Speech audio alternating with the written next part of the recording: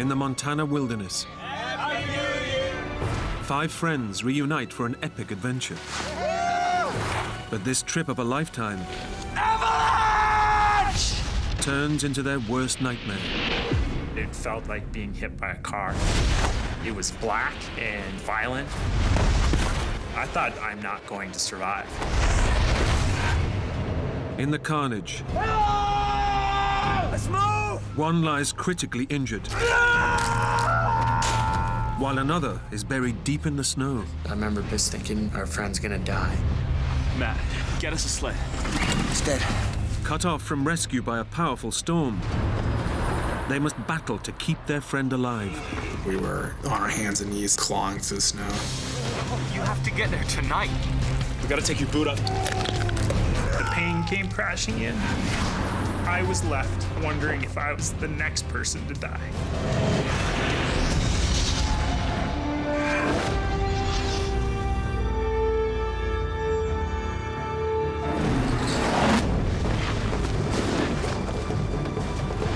One, two, three, four, five.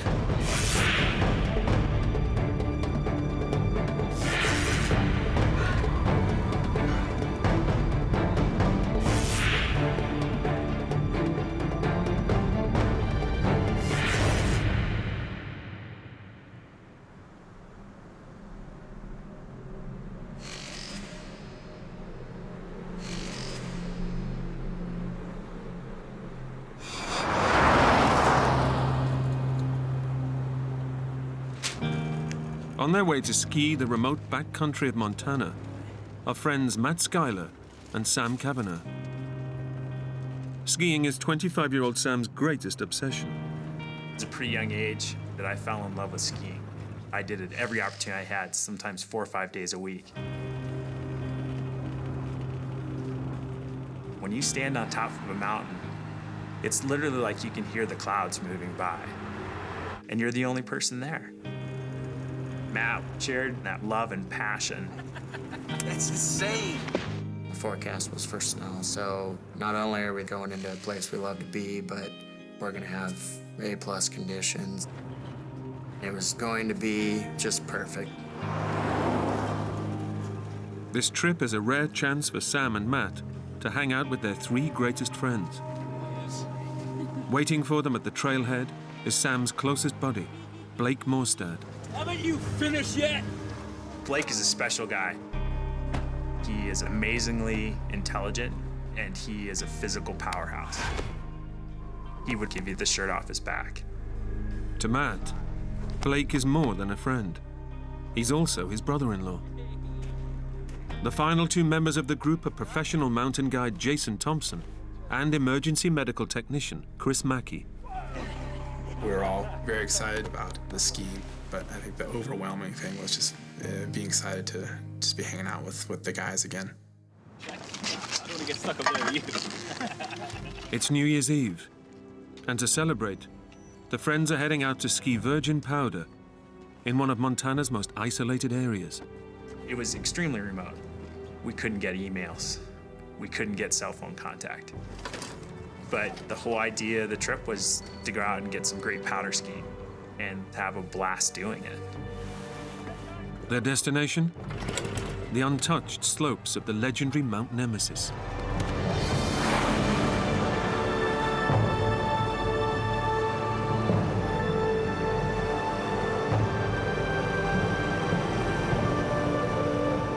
The mountain is famous for powder skiing and notorious for deadly avalanches.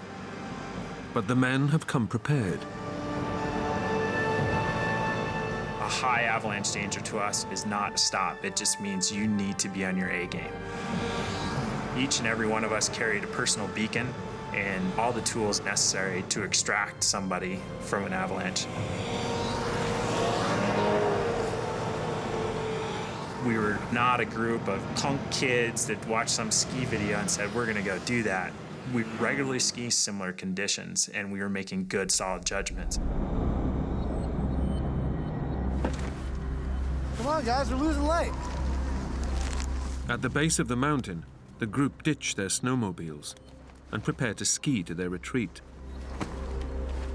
But to Blake, this is just another great adventure. Blake was kind of like a young kid in a candy store. First beer's on me.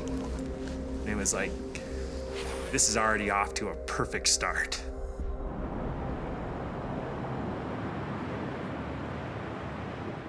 The friends have skied 8 kilometers cross-country to their base camp. They're now all set to see in the new year. Happy New Year! But Blake is celebrating something much more life-changing. Okay, guys, I have a special announcement. Addie's pregnant. I'm gonna be a dad.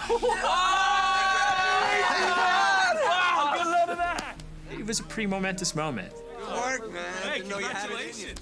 Blake suddenly was gonna have a little man looking up to him and exploring life for the first time. And so we took out the personal video camera.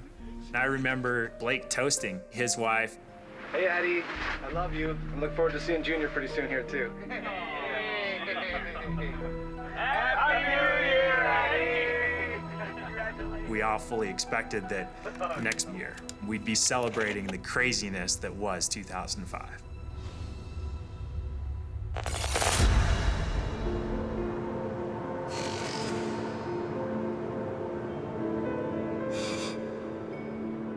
On New Year's Day, there was well over 2 to 3 feet of new snow. See you later, guys. It was just perfect. The skiing was phenomenal, so we were stoked. That first morning, we strictly skied in the trees because the conditions for an avalanche were perfect.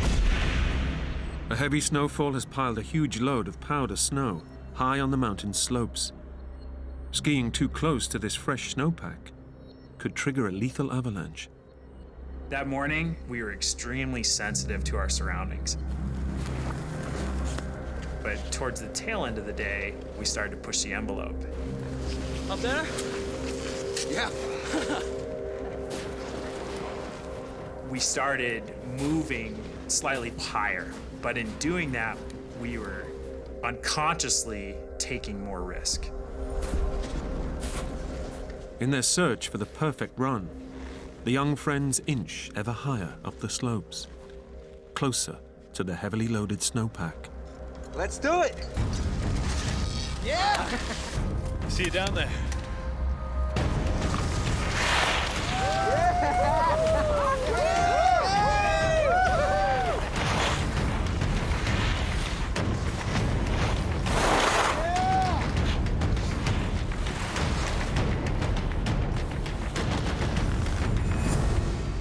Finally, only Matt and his brother-in-law Blake are left up top. You all right?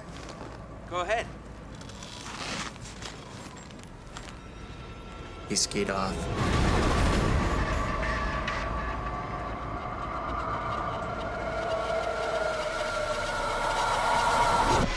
And that was the last time that I saw him. 300 meters down the mountain, Sam and Chris have finished the run. There was just genuine excitement. Chris pulls out the camera and he looks at me, he's like, "So, Sam, What'd you think? That was awesome. But, gotta tell you, I'm exhausted. As Chris powered down the camera, suddenly you could just hear this distant, faint noise.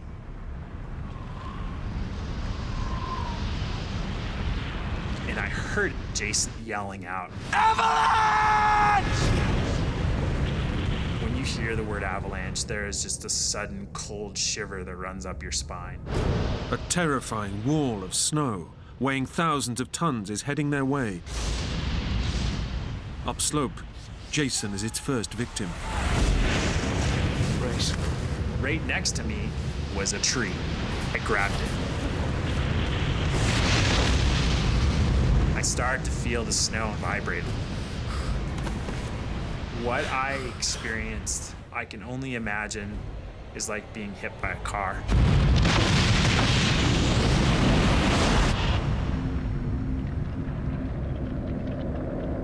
My world, the world that I knew it to be, had completely evaporated. And I was now being subject to something that was not going to spit me out until it was done with me. It's a big impact when a wall of snow hits you at 100 miles an hour. It's like being tossed around like a rag doll. All of a sudden, I was being tossed and turned, not knowing which way was up or down. It was black, it was violent, and I thought, I'm not going to survive. To his horror, Chris Mackey realizes that the avalanche is sweeping him towards a dangerous precipice. I knew that there was a fairly large cliff below me. There was also nothing I could do about it.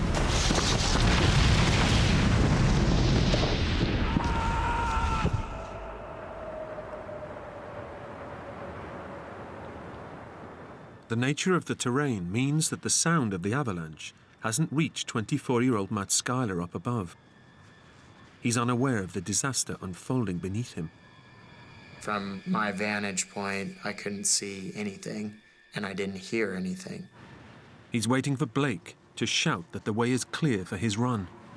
I was waiting for someone to yell, "Go ahead," and I waited and waited and waited, and I finally started yelling down, Hello?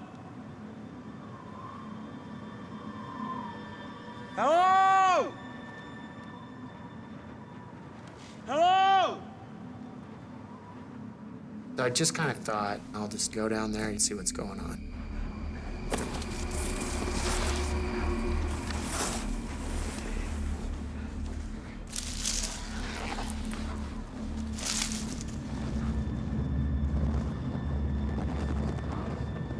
And I just thought, The avalanche has decimated the mountainside. Matt knows that down below his friends could be dead or dying. Hello? Hello? Hello? I thought everybody could be buried at this point. As far as I knew, I was the only one left. Jason! Chris and Blake! Hello! Hello! Jason! Jason! When I saw Jason, there was relief that there was somebody else with me. Jason, are you okay? Yeah, are you okay? Professional mountain guide Jason Thompson has freed himself from the avalanche. But he knows that buried under the suffocating snow, his friends have only minutes to live. Let's move! Jason told me to flip my beacon on and start figuring out where everyone was at. Each one of the 5 is carrying a beacon that emits a signal to indicate their location, even if they are deep beneath the snow. We got 3 people we have to dig up and get breathing again. We got 10 minutes, max. We have very limited time. You take this side, I'll take over here. Blake! Chris! Blake! Chris! Blake!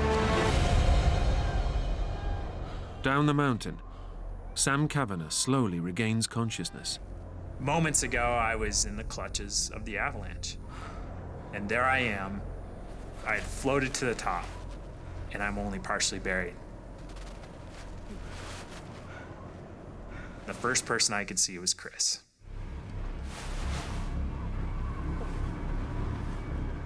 Are you okay? He's shooken, scared, but alive. Yeah. Yeah, I think so. Somehow, despite being thrown over the cliff edge, Chris Mackey has also survived. There's so much snow, and it's so powerful, I didn't even feel it.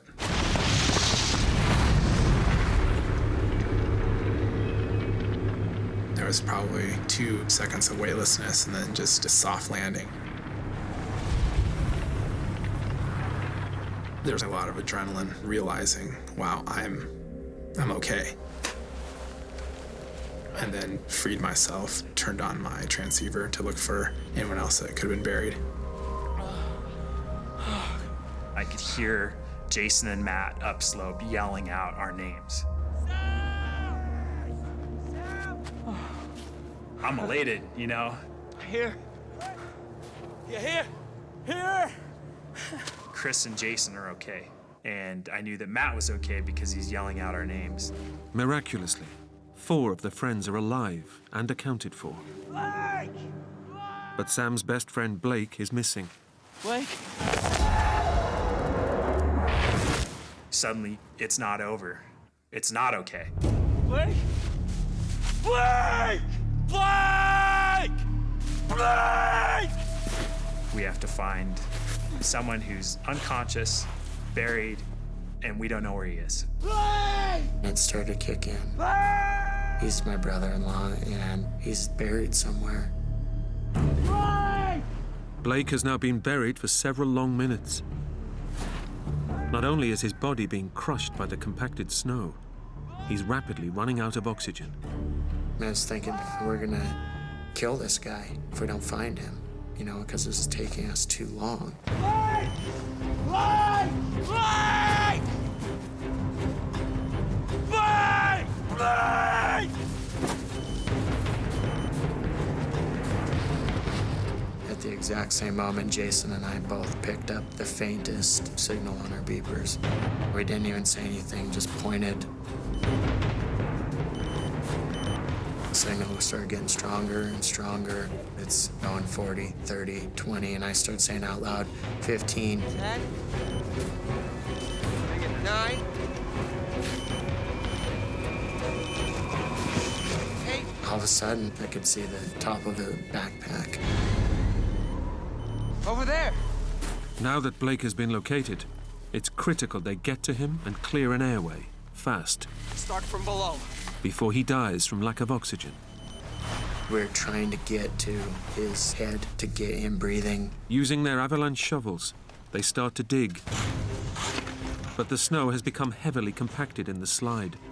It was very frustrating. It was like digging up concrete. I threw my shovel aside and was just digging with my hands.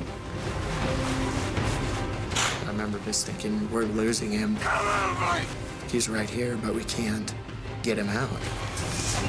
Come on, Blake! Come on, Blake! Come on, Blake! It was very frustrating how difficult the digging was. Come on! I just felt helpless. 30 meters away, Sam Kavanagh struggles to free himself from the imprisoning snow Blake! and help save his best friend. I started trying to move around, and I felt this pretty intense pain.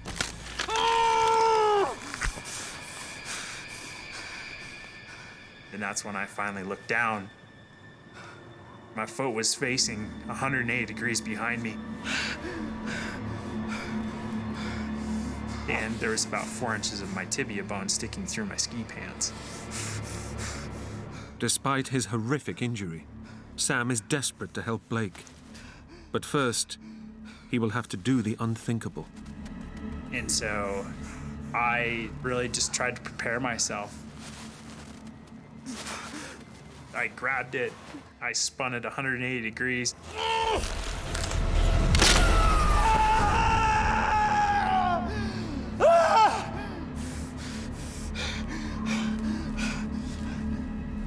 And I tried to stand and walk and shuffle my way down the slope to find Blake.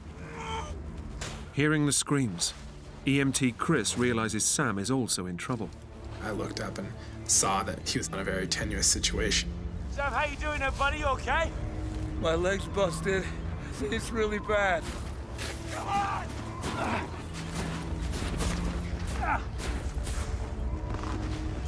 This is just shocking.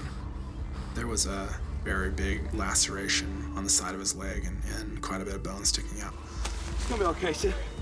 It's gonna be okay. It's certainly the worst compound fracture I'd seen to that point. Chris is suddenly pushed to the limits of his training. He knows that an injury this severe, so far from civilization, could prove fatal. We just need to get Sam stabilized, try to control the bleeding, and get him off of the slope. But we were still right in the middle of dealing with Blake. We got him out! Finally, after being buried for almost 10 minutes, Blake Morstad is pulled from his icy tomb. At first, I thought he's just passed out. We'll revive him. Couple pumps and he'll cough up some snow and we'll get out of here.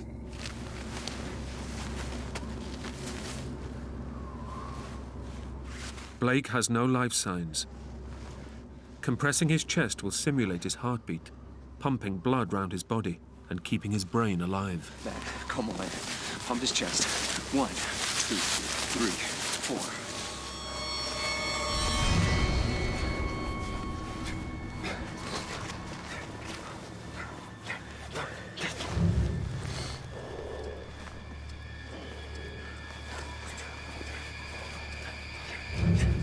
Jason had me pushing on his chest, and he's saying, Harder.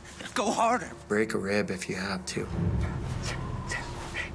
I remember being really frustrated, thinking we're losing him. They did CPR for a few minutes, and they yelled up, "It's not going well." Chris! We need you down here! Keep the pressure on here, buddy, okay? Stay calm. I'll be back, all right? Okay. I raced down through the debris.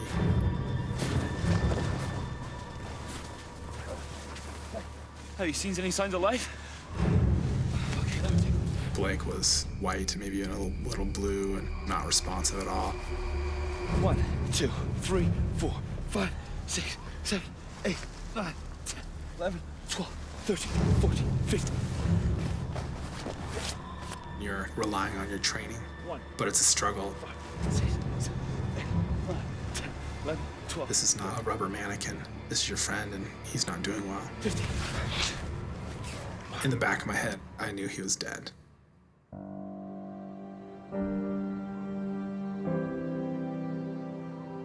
But you continue just out of hope.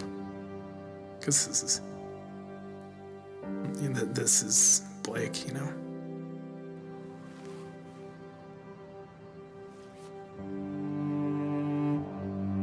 I remember just looking at Jason, and he was just like, this is done. He's dead. And I just thought, wow.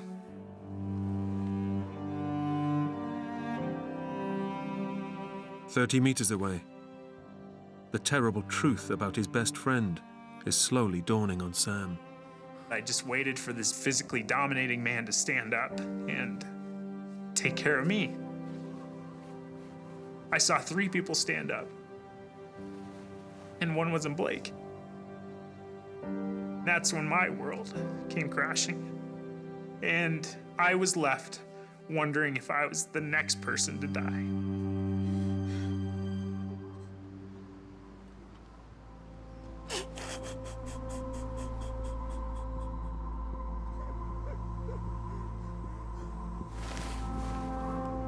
Expectant father Blake Morstad lies dead in the snow. That's a tough realization, but he was gone. There was nothing more that we could do for him, and that was fairly apparent. As a group, we just knew that our focus needed to shift to Sam. Guys, I'm getting really cold up here. The 5th friend, 25-year-old Sam Kavanagh, has suffered a horrific leg injury and is losing blood. Young EMT Chris Mackey knows he must work fast or watch a second friend die. I was very concerned for Sam. He was in and out of shock, which was kind of hard to assess. He had lost an incredible amount of blood. He's in shock. His body temperature is plummeting, and he risks hypothermia. I was becoming extremely cold. I couldn't formulate thoughts very well. And there was literally a voice in my head that said, if you want to escape the vicious, vicious pain, my body said, all you gotta do is close your eyes. After losing his brother-in-law, Matt Schuyler is determined not to let Sam die too. I remember him shaking me out of this trance. And he's like, Sam? You're going back to Sarah. You're going home to your wife. For him to put me in that position of fighting for something that was so important to me, at that moment, I had a reason to survive. It's essential to get Sam warmth and shelter fast. But base camp is a kilometer away across rough terrain. Matt, get us a sled, okay? Matt ran back and grabbed a toboggan to get Sam back to the hut. Before I could move him, I had to splint his leg. Splinting Sam's leg will close his wound and should slow the blood loss. But it also means grinding his broken bones back together. This is gonna hurt, all right? Sam's a tough kid, but doing that with no pain control. 3. Yeah. 1, 2. Is about as painful as it gets. 3. By nightfall, the men begin their short trip back to camp, but soon realize that Sam faces a grueling journey. The deep snow and level terrain mean that the sled keeps sinking. We were on our hands and knees, just clawing through the snow. We were working as hard as I've ever worked doing anything. We were just going 10 steps at a time, and we'd just fall over, do it again. It just took forever to cover any ground. As the group struggles on, the temperature plummets to well below freezing, and Sam begins to show signs of hypothermia. Despite it being 0 degrees out, I was sweating bullets. I was shaking uncontrollably. Multiple times, Matt and Jason bundled up around me, just trying to stabilize me. Sam! There was times where he just wouldn't really respond, and we would shake him awake. Sam, you stay with us, buddy, okay? Hey, don't go to sleep, buddy.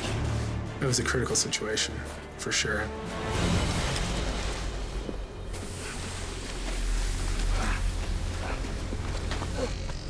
Finally, after 2.5 hours out in the bitter cold, the group gets Sam into the shelter of base camp. Once we got back, there was a sense of relief. Easy, easy. On 3. 1, 2, 3. Okay, easy. Go, Sam. Yo, Matt, give me that water. But EMT Chris Mackey knows that the journey may have done untold damage to Sam's shattered leg.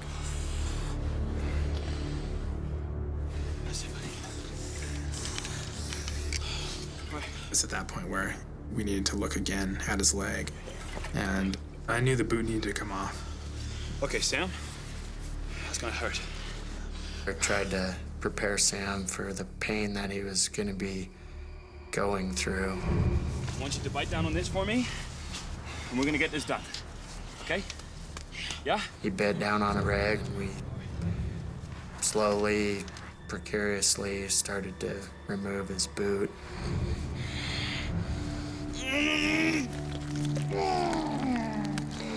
Okay, go. Come on. You have to imagine my leg is only currently being held on by the very back muscle. And I remember yelling out, Just rip it off now!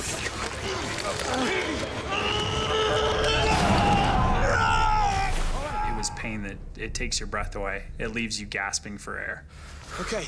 It was like nothing I've ever experienced, nor do I ever want to experience that again. Now that the boot is off, Chris can finally see the severity of Sam's injury and its deadly implications. This is just shocking. Sam was bleeding internally to the point of it being fatal, if not controlled. And there was really nothing we could do to stop the bleeding. Sam needs immediate surgery. But high on the mountain, there's no mobile phone signal to call for rescue. And it's far too dangerous to ski out in the dark. All the friends can do is watch over Sam and pray he lasts the night.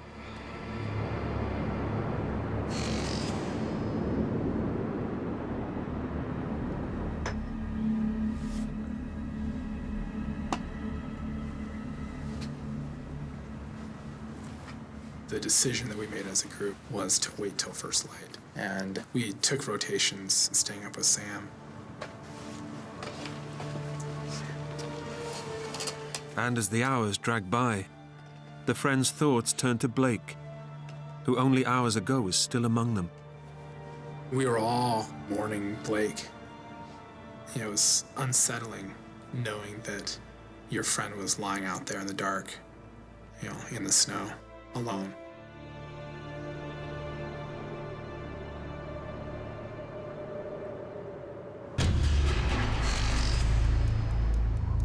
Sam Kavanagh has survived the night, but is fading fast.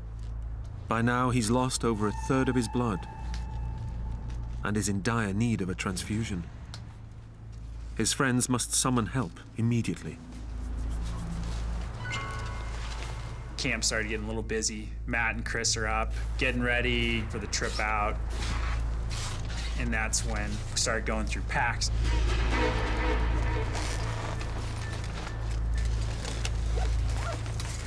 And realizing we didn't have all the stuff that we needed. Spare ski poles. They're in Blake's pack. Without ski poles, it will be impossible for them to reach civilization. But going back to revisit their dead friend is a task no one wants to complete.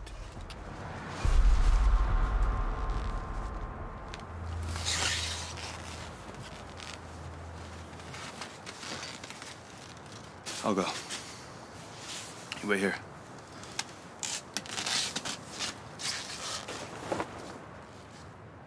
I followed our tracks up from the night before. I was a bit hesitant because it was like a bad dream at that point. And seeing the evidence of the avalanche made it all very real again.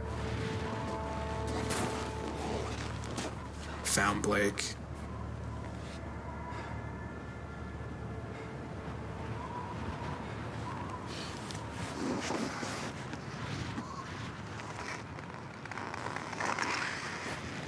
Searched around and grabbed some ski poles.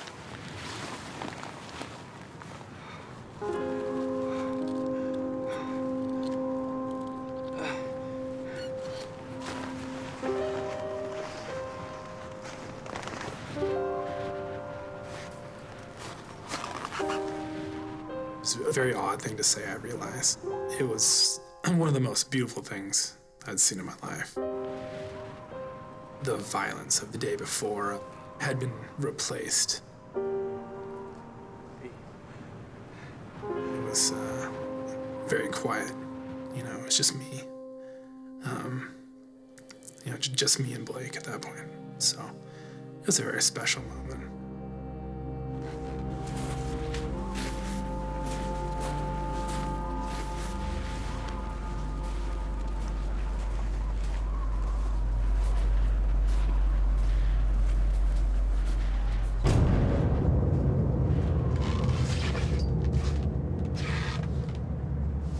You ready? Hang in there, young.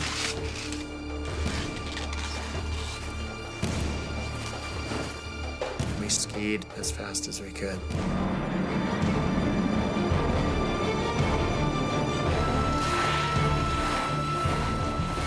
For 4 hours, they ski through dangerous avalanche terrain.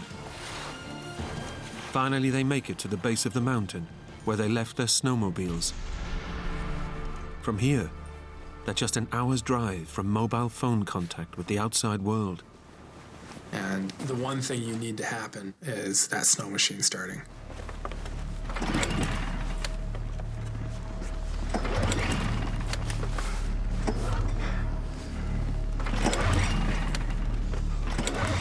We couldn't get the stupid thing to start. It's dead. It was a nightmare. The snowmobiles belong to Sam, and Matt and Chris aren't sure how to get them started. We tried different ways of starting it. We kicked it, we cursed at it, we cajoled it. Without a snowmobile, they face a cross-country ski that could take as long as a day. High on the mountain, The situation is rapidly worsening. A storm front is closing in, and if it hits, any helicopter rescue will become impossible. The weather was changing. That started to raise a red flag. I was really worried and concerned for my life. I didn't like the occasional whiff or smell that I would get from the decaying flesh. I knew that the life was slipping from me. But you have to hope that it's not over. My time wasn't done. I wasn't finished. Down at the base of the mountain, Matt is still grappling with how to start Sam's snowmobile. Sam is in a life and death situation. Nobody even knows. We just couldn't delay anymore. Chris decides he has no choice but to ski on.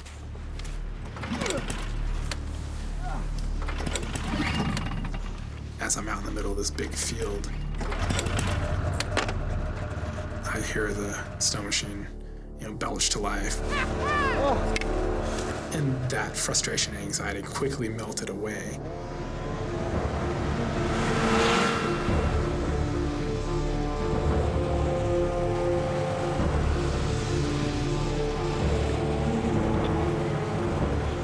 Once they emerge from the shadow of the mountain, Chris fires up his mobile phone.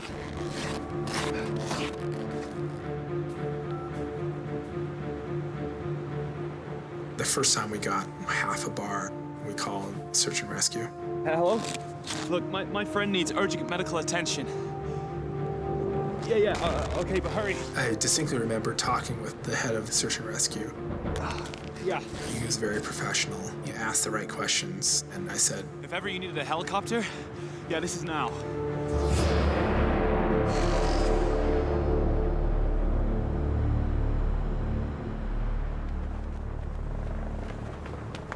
Suddenly you hear this very faint thud, and it kind of drew a little closer, And then Jason came in, he's like, man, there's a helicopter. They're coming. And you could hear this helicopter closer and closer as if it's just right over our head.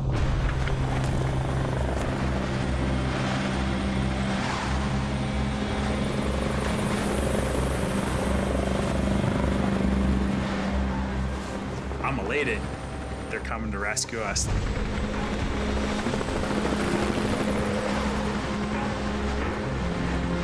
This is it.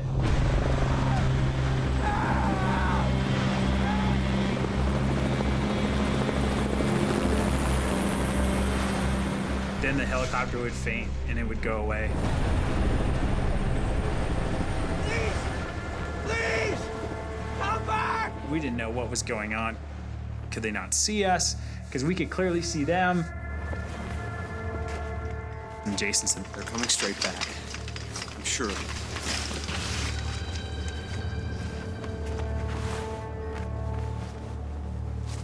and the helicopter flew over. You could hear the rotors.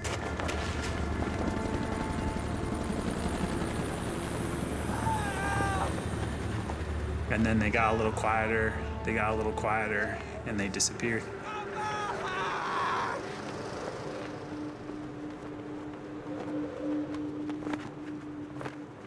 And it just went dead silent.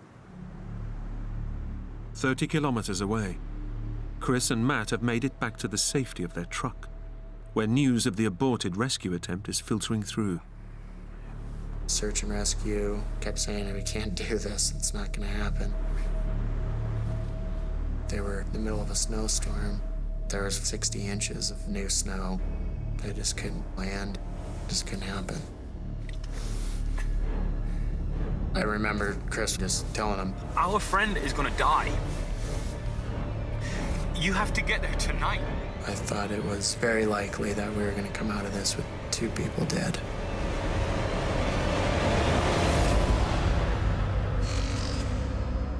The rescue helicopter can't try again till daybreak, and the mood at camp is desperate. There was anger, but I just had to try to make it to tomorrow. But by now, Sam's leg is starting to decompose. And with no antibiotics to stop the spread of poisonous toxins, his organs are starting to shut down. I needed to go to the bathroom, and I was trying to pee into a plastic juice jug. Jason. And so I talked Jason into letting me sit upright.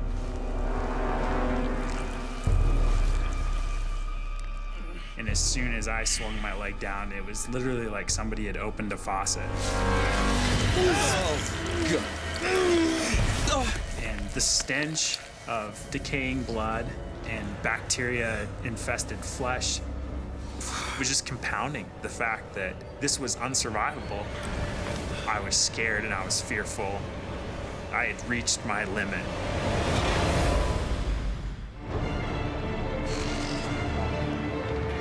In the backcountry wilderness of Montana, search and rescue air crews are grounded by a fierce snowstorm. 2,000 meters up, Chris Mackey and Matt Schuyler have battled their way back to camp, where 24 hours ago, they left critically injured Sam Kavanagh fighting for his life. When Matt and I arrived, there was a big relief that Sam was still with us.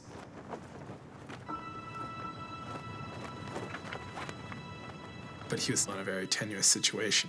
How are you, buddy? Hanging in there? He had lost an incredible amount of blood. I'm not going to venture how much longer he could have lasted, but we were pushing that limit, I think. I knew that we were racing against time to get him to hospital. It's a desperate dilemma. Any attempt to drag Sam down the mountain would trigger further blood loss and probably kill him. His only hope of survival is an airlift, but rescue helicopters can't land in the deep snow around the camp. Matt, come with me, okay? I remember Chris said, if you want a helicopter to come in here, start stepping on snow and make a helipad. I knew if the helicopter couldn't land, we were taking out a dead body. It's early afternoon, and the storm rages on. But then a glimmer of hope. A medical team have fought their way through the blizzard. They'll try to stabilize Sam until the helicopter can land. To have that level of expertise there was a big relief. They had antibiotics and some pain medication, and medically pretty much took over.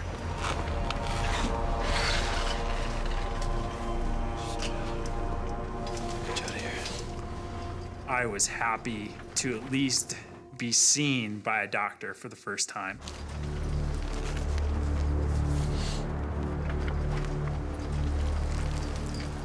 But when he opened up the bandage,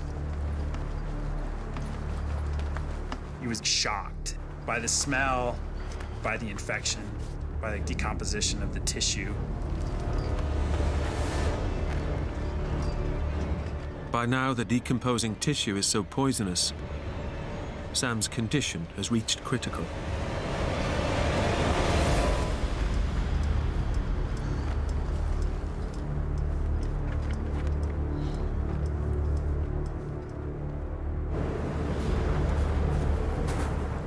A decision is made.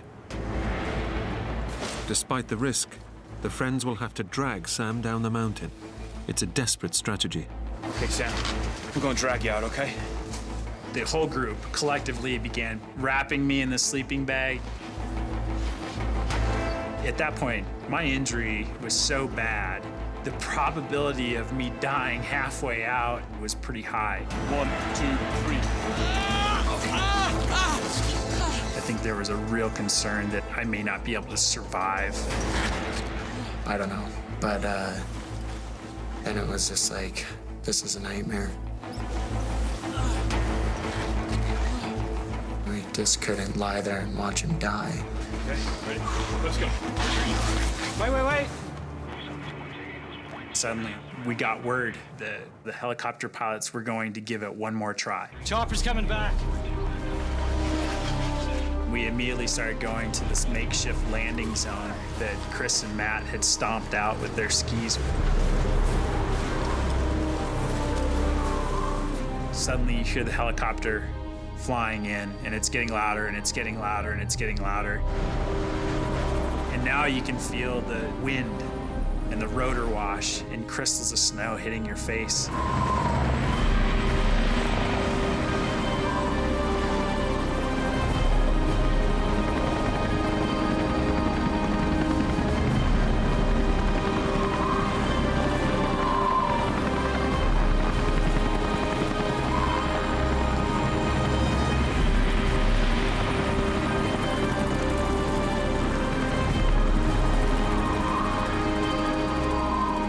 For the first time in 48 hours, I didn't feel pain.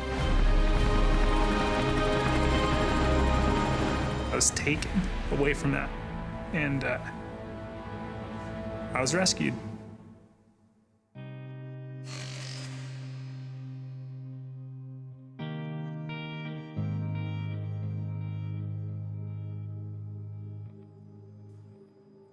Chris Mackey went on to study medicine, graduating from medical school in 2010. Today he works as a hospital doctor in North Dakota. Matt Schuyler still lives and works in Montana, where he has 3 young children. Jason Thompson continues mountain guiding around the world.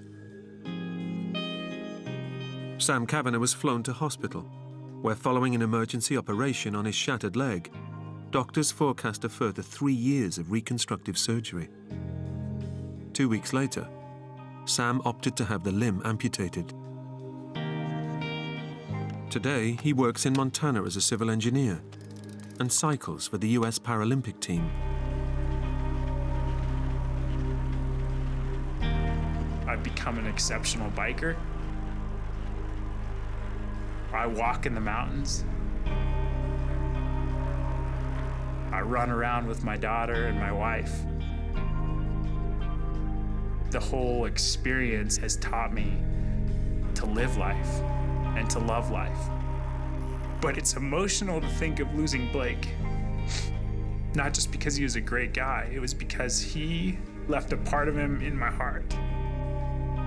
It's great to know that I've had people in my life have that impact on me, because I know ultimately that makes me a better person.